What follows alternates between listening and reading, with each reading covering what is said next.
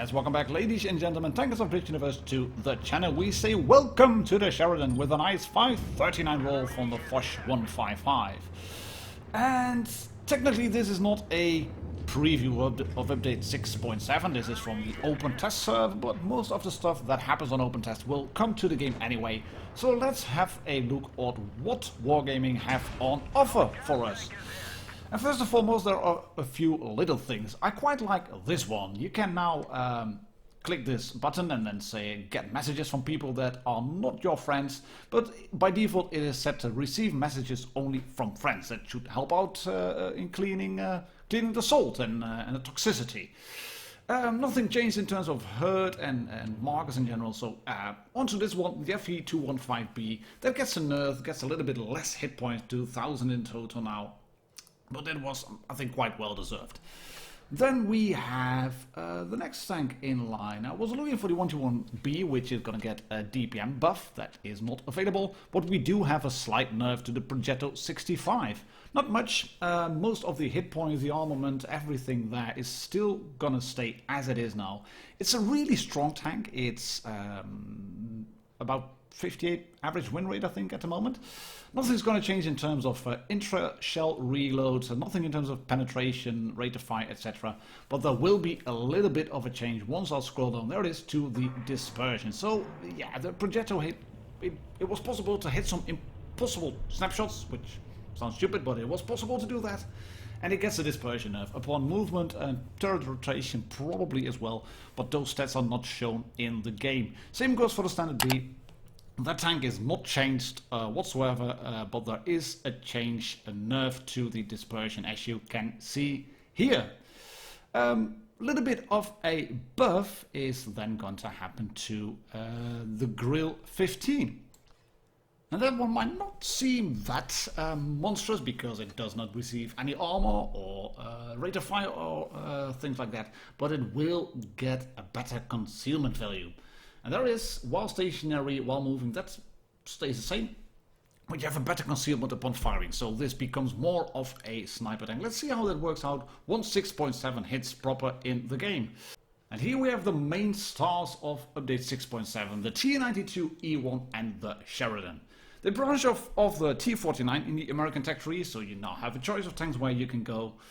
And unfortunately, the tanks were already on this press account on the open test server, so I can't show you the experience needed for modules, but I can show you the statistics. The T92E1 gets a choice of two guns. A regular one, you can see that one over here, 155mm lightweight gun, pretty conventional, just a normal single shot gun.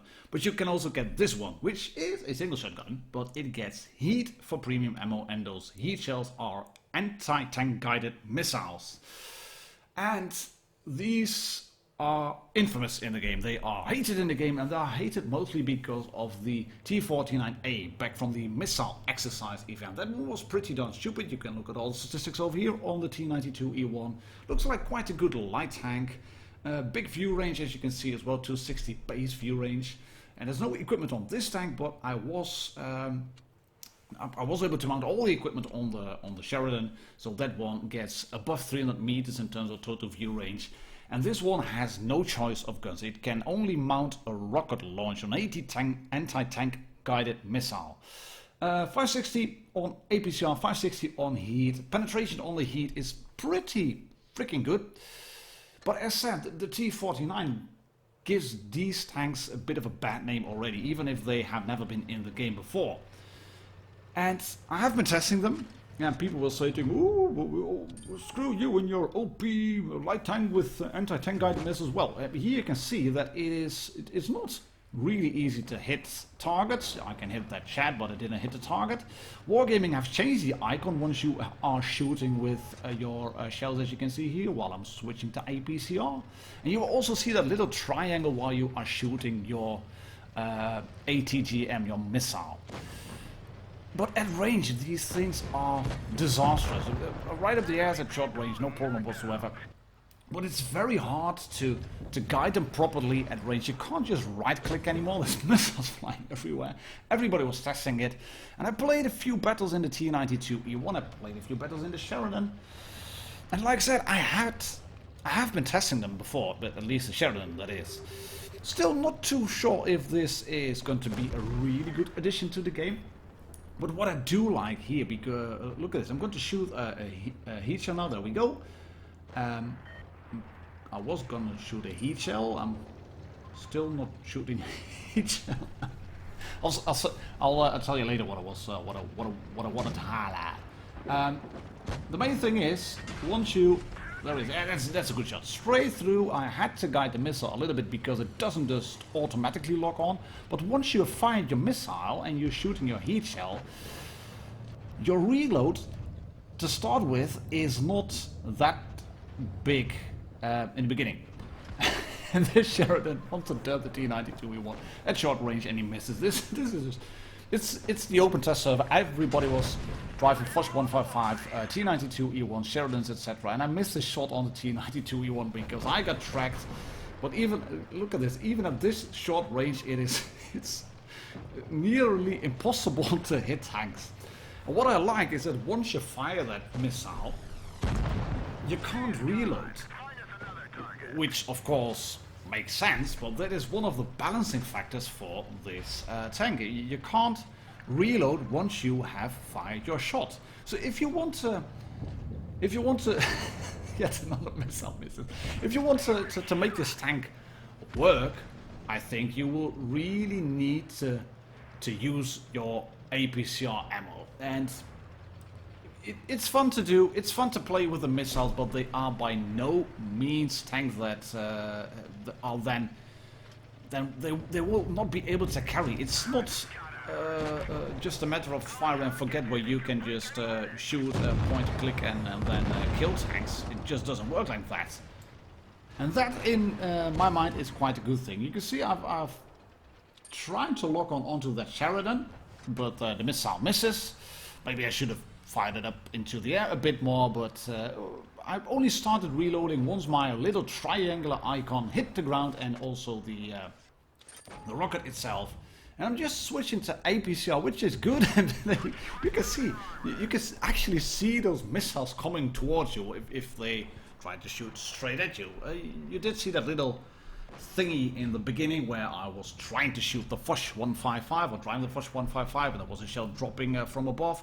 But yeah, you would be best off to just shoot regular ammo and only try to shoot those heat shells if you are sure of a penetration, because the penetration is good, make no mistake about that.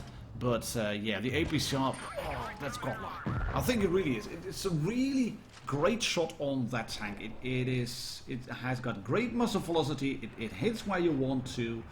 It really just works. And there's a little shell whizzing by because I went unspotted, so he had nowhere to aim, and I can shoot him. And this is Sheridan gameplay from the open test server. But the same type of gameplay will also be there once 6.7 hits, because people have to keep watching. You have to guide your missile with the camera. You can't just lock on. I don't know how it will work on PC, because I don't play on PC. But if you play this tank, if you're going to play this tank, then you can't just drive towards an enemy and then lock on and keep driving away. The missile will follow the camera, so I presume you will be able to lock onto a target with your tank, and then you will keep the turret spinning around when you are playing on PC. But I don't think you will be able to lock on and then drive away and then the missile will hit. So yeah, still looking forward to what it will be like once 6.7 hits. But before we go to the end of this video, just a little clip on the Foch 155. Because that's the other significant change in 6.7. The Foch 155 gets a nerf.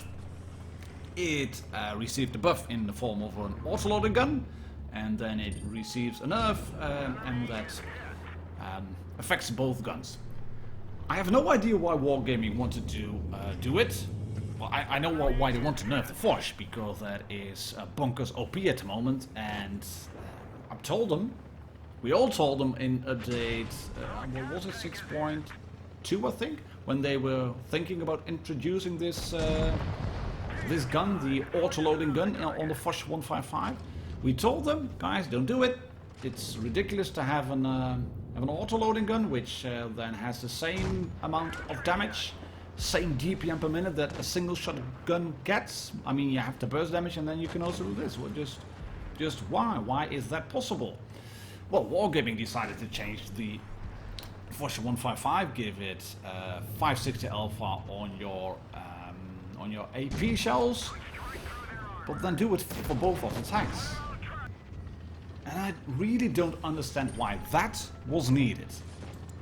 But yes, I understand why the nerf was needed, I've stated that before.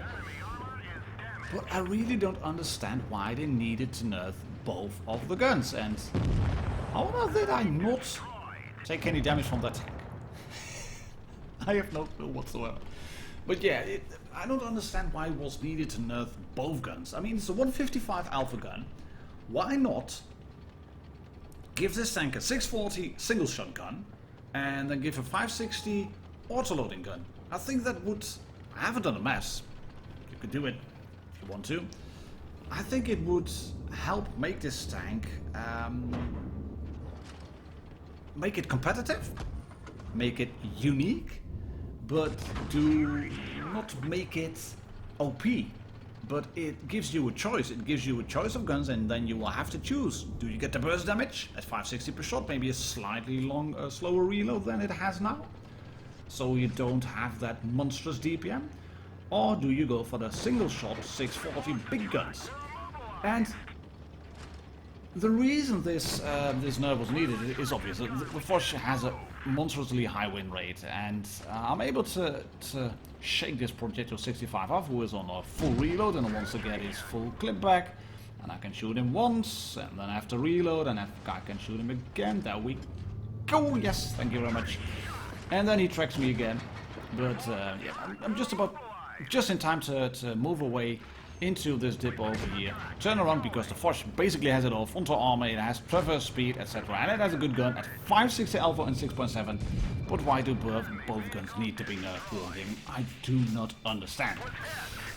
Make no hesitation, this will probably come straight into the game. I don't think it will change whatsoever, because it is technically still a test.